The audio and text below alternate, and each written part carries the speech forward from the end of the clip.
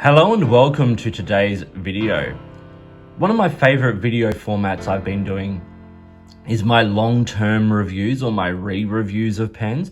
And I kind of wanted to focus on a few of those, so I've been doing a couple more of them recently.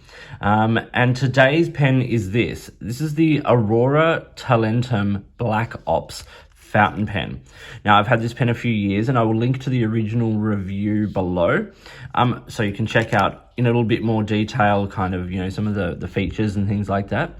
But what I wanted to do today is just sort of do this like re-review format that I have here. And so I have this page. So we're going to talk about the pen. I'll do a little size comparison. I'll do a little writing sample, but this is mainly just to sort of see how the pen is going after a number of years. And I have to say, I really enjoy this pen. I think it's got a great design. I really enjoy writing with it. It's very comfortable. It's reliable. It's not perfect, but I think it's pretty good. So, firstly, let's talk about these 5 points as to the re-review. Firstly, it's a beautiful writer and great in the hand. It's a nice size. It's definitely not a small pen. And that section's very, very comfortable. It's got quite a pronounced flare on the end, which if you're one of these people that like holds the pen far down, you might notice that a bit more. It's quite comfortable for me. But what I really like is how reliable and how beautiful a writer this is.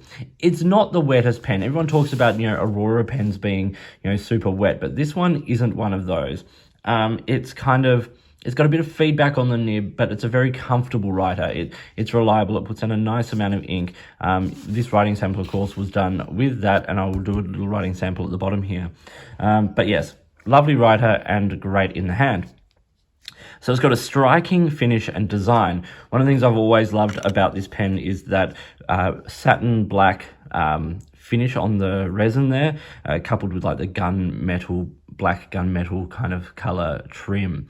It's fairly blacked out really in comparison to a lot of other pen models from Aurora. But this simple design, the flat ends, that nice clip, as I said, like the beautiful, comfortable section, that black nib, it's very, very striking. I will say though that the material isn't bulletproof. So you might be able to see there's a couple of spots like there, just on here, where the material has worn ever so slightly or been sort of scratched, and you lose that satin matte finish on it. So it's not bulletproof. It's lovely, but it's not bulletproof. So keep that in mind. My third point here is that it's unusual for Aurora. Aurora is particularly well known in the fountain pen world for models like the 88 and things like that. This is probably a more modern design than those, I would suggest. And also being all black, there's a couple of black versions of like the 88 and the Optimum and things like that. But I think this is an unusual kind of design for Aurora, and I really like it. It's the pen out of the Aurora lineup that particularly grabbed me when I first saw it. That's why I got this instead of something like an 88. The fourth point here is that the pen retails at the moment for $500+. Now, occasionally you can get it under that. Occasionally you can get it for more than that. But it's around the 500-ish. When I bought this, it was around the 380. So the price of the pen has gone up over the last few years.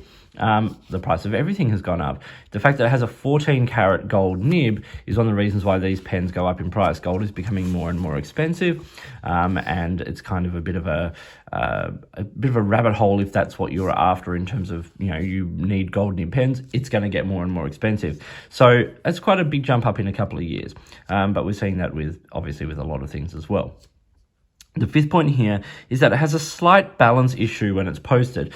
Now, I've found myself writing more and more with this pen unposted. It's very, very comfortable and the balance is pretty good.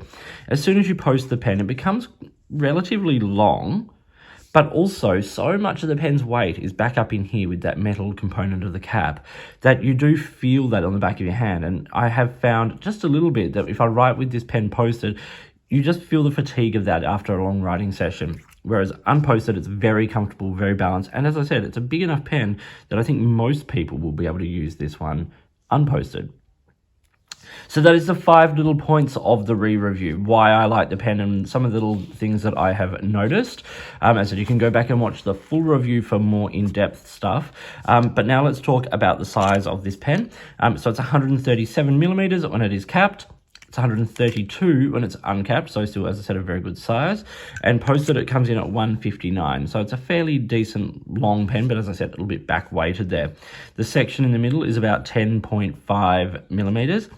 It weighs 31 grams, 20 in the body and 11 in the cap. So it is a third of the pen's weight, and a lot of that weight of that cap is right on the very, very end. Size comparison here with the Lamy Safari, you see it's a little shorter than the Safari when it is capped.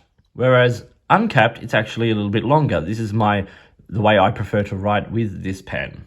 And then posted, it's back to being a little shorter than the Lamy Safari. This is not a small pen. It's a good size pen.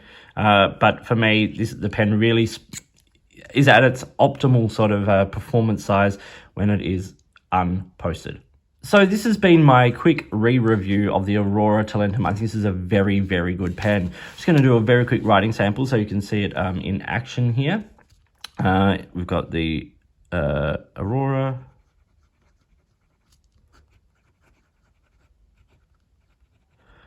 Talentum Black Ops. I've also seen it called the All Black and the Blacked Out and things like that, but I think the actual name of it is the Black Ops here. The ink I have here is Diamine Handle from the Diamine Music set. I think it's a beautiful ink. I've had this in this pen a couple of times now, and I really enjoy the combination. You can see it does write fairly wet. It is, it's a smooth writer.